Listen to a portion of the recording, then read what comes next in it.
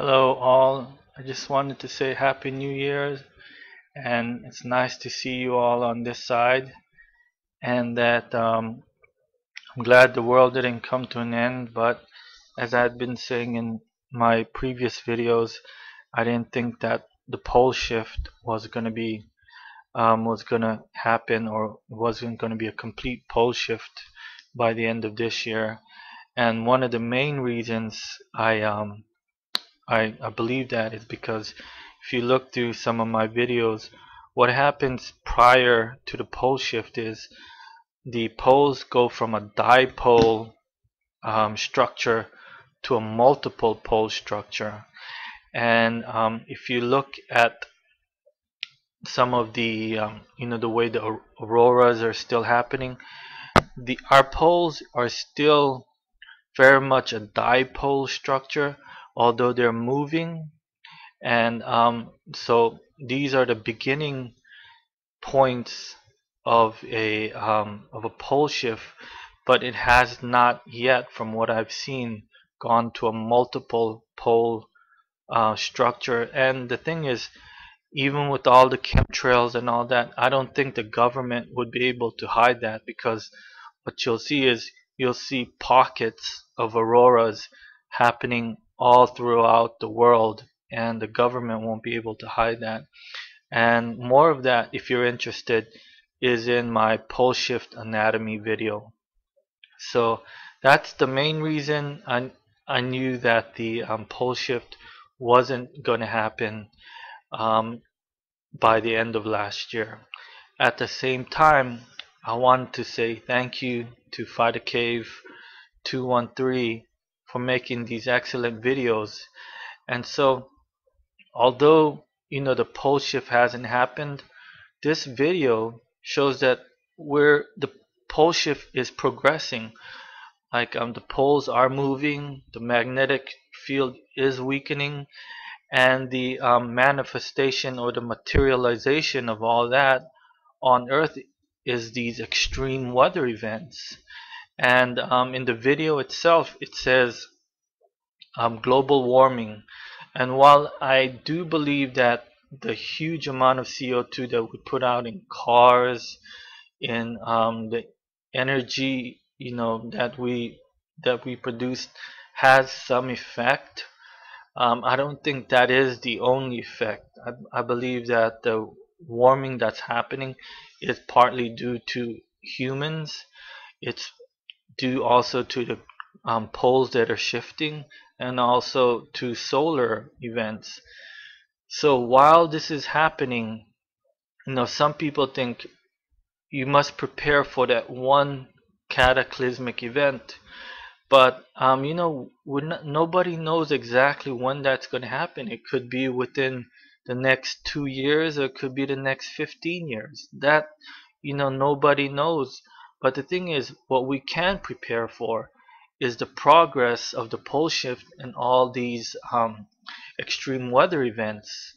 And so what I'm saying is, you can do little things that can help you if you're hit by one of these extreme weather events.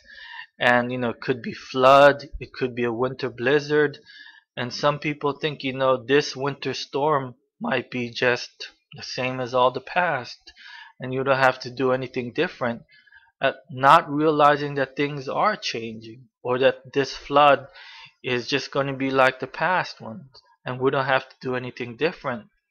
But if you've been following me and some of the other people, you know that the world is changing, and that it is a good idea to prepare for these extreme weather events. And so I'm just gonna make some simple tips, and this is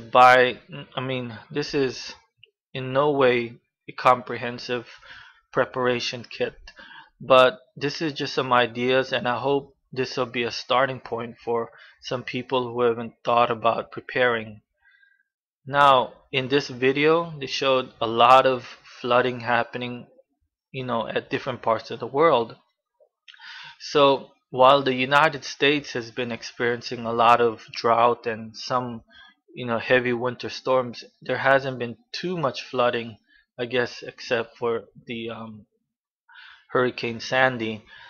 But if you're in other parts of the world and you think there's even a remote chance of these crazy flooding, or you live on the coast, I suggest you get a wetsuit.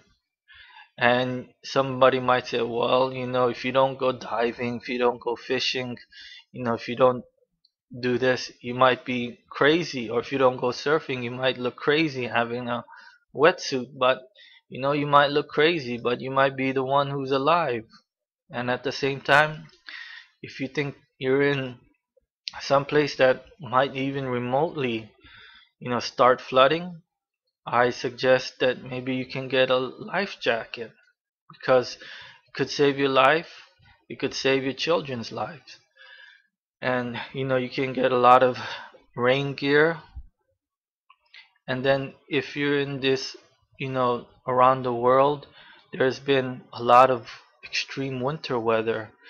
I suggest you get something like this. It's a sleeping bag that will keep you warm from 10 to 30 degrees, and there's some sleeping bags that'll go down even further. And if your power gets knocked out, this will keep you warm, and you won't freeze to death.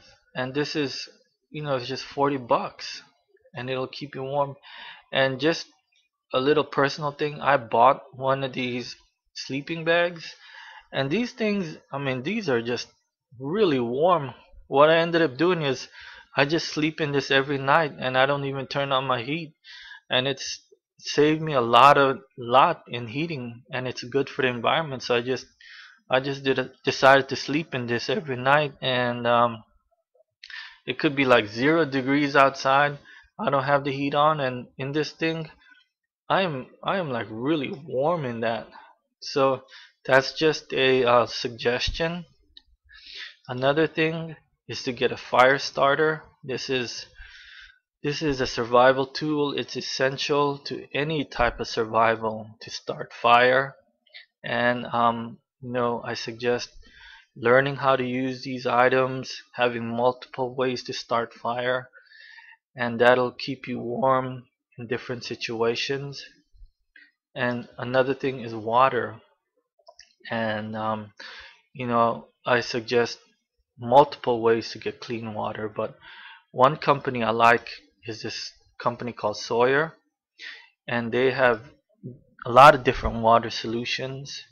And a lot of their solutions, they have filters that'll go about 1 million gallons, and they have these things in Africa and different parts of the world to help people get clean water. And the last thing I'm gonna suggest is my simple, is a simple kit, is a good knife, a good survival knife. While I have this Bear Grylls Ultimate Survival Knife, this is probably not the best one out there, but it's just, it's a good starting point. And maybe you guys can research it.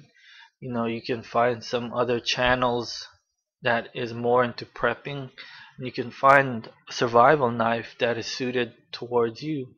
But I just wanted to let you all know that things are happening now, and if you have people depending on you, um, you know you have to take the steps, because even though that huge cataclysmic event may be, you know 1 or 2 years or several years down the road, there's things on our doorstep right now that we can prepare for and improve our chances of surviving.